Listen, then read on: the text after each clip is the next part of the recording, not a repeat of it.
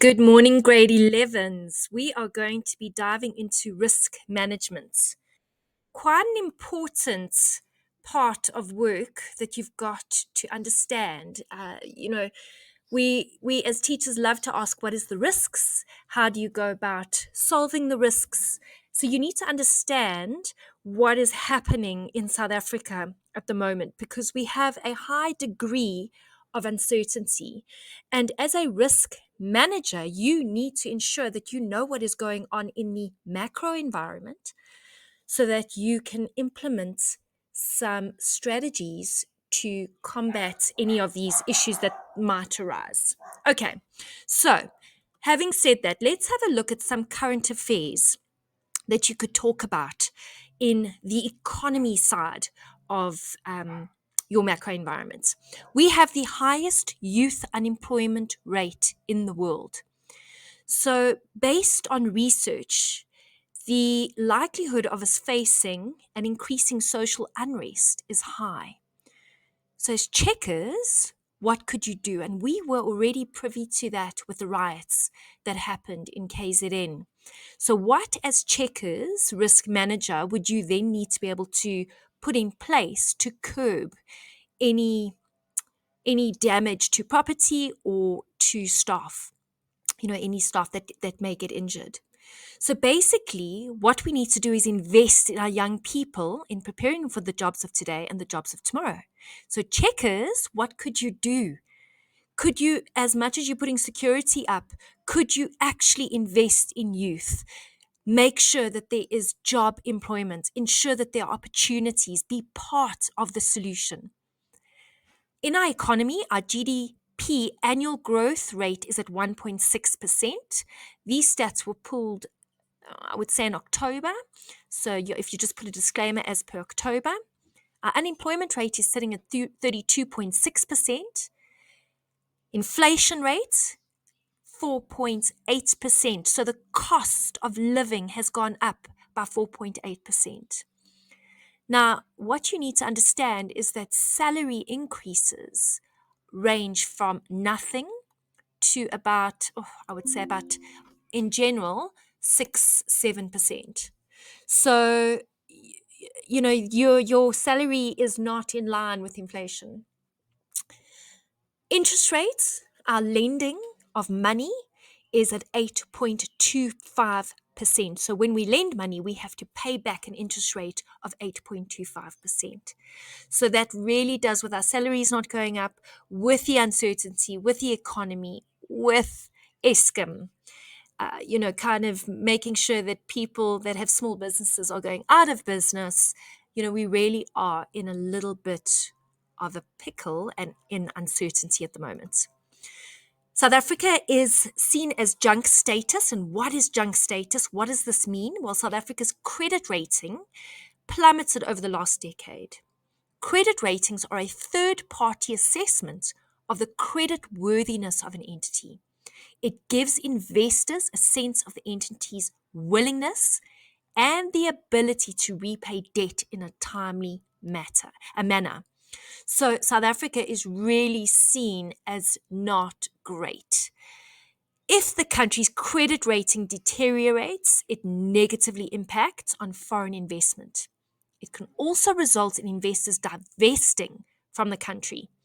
And that is a huge issue, because then we're not getting other job opportunities coming in, new companies coming in, new technologies, etc., etc. So we remain third world.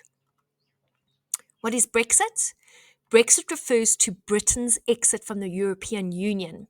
So on December the 24th, 2020, the UK and the EU struck a provisional free trade agreement, ensuring the free trade of goods without tariffs or quotas. So that was good within the EU and the UK to ensure that there was movement of product. However, key details of the future relationship remain uncertain, such as trade in services, which make up 80% of the UK economy.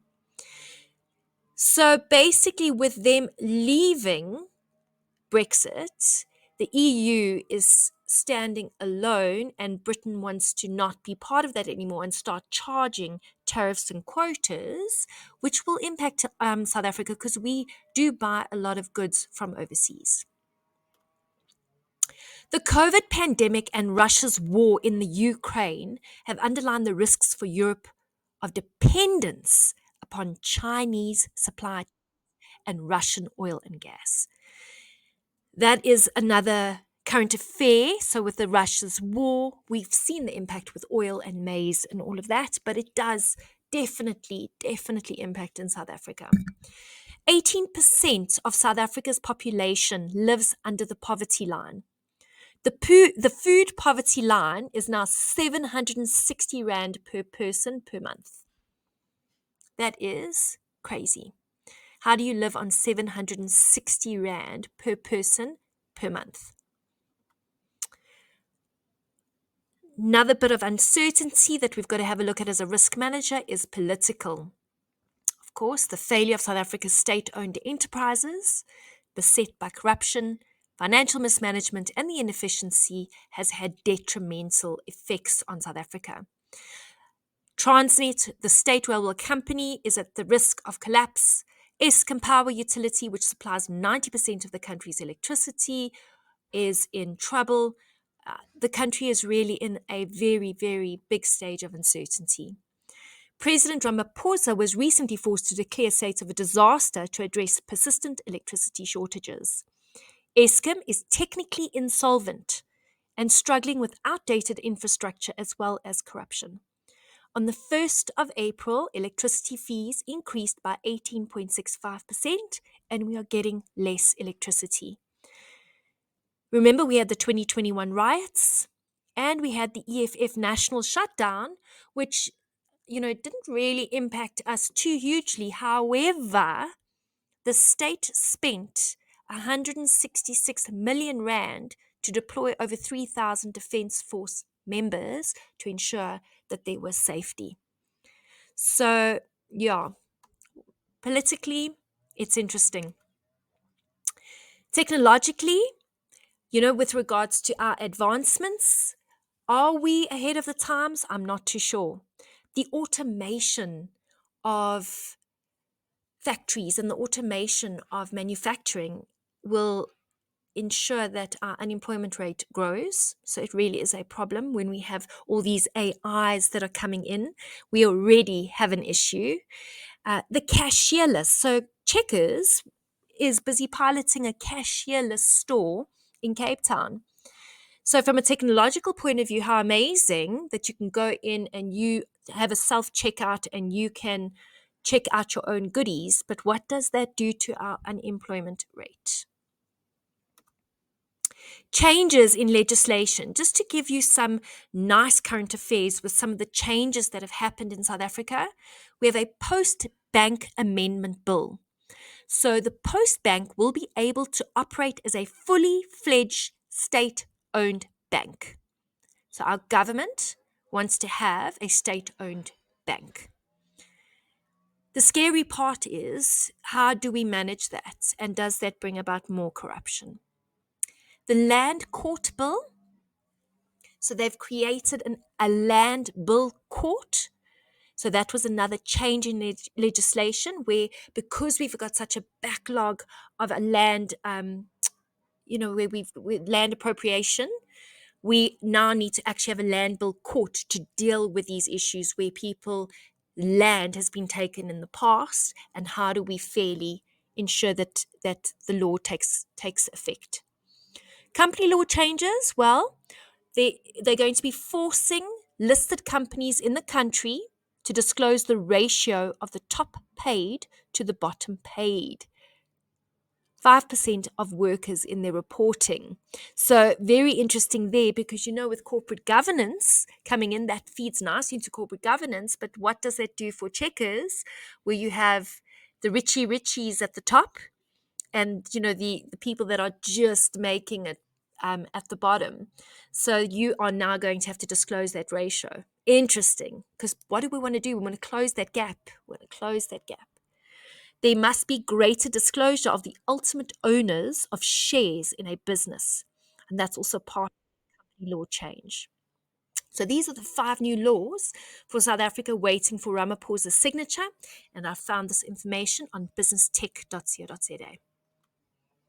Social, what is the uncertainty and the risk in our social element? Well, COVID, the country is the most hit in the continent with more than 1.55 million cases as of April 2020. That, of course, has a detrimental effect, and we're still reeling from that COVID pandemic. Xenophobic attacks, it kind of spikes and then it calms down a little bit. I've spoken to some people that are foreigners from other African countries, and it really is a battle. It really is a battle. The food fragility uh, index, FFI, it's Deloitte's global food. When you are frugal, means that you are not being, frugal means you're being careful. The index dropped to a 10-month low, suggesting consumers are feeling less stress at the grocery store and possibly spending a little bit more. Consumers in all income groups are expecting to spend less on takeouts and electronics due to the increases in the cost of living. So you, as the risk manager of Checkers, need to take that into consideration with your strategies going forward. Maybe you're not going to be doing a Checkers chicken, kind of Nando's equivalent takeout right now. Maybe what you need to do is look at your electronics that you're selling in the Checkers hyperstores and possibly reducing them, or making sure that they are so competitive, because people are not going to be buying takeouts and electronics because they don't have the money for that. Okay, grade 11s, that is us just setting the scene for risk management. And we are going to be now going into the next episodes. We're going to go into risk and strategic management and how to go about answering those kind of questions. I wish you all the very best for your exams, and I will see you next week. Have a wonderful day.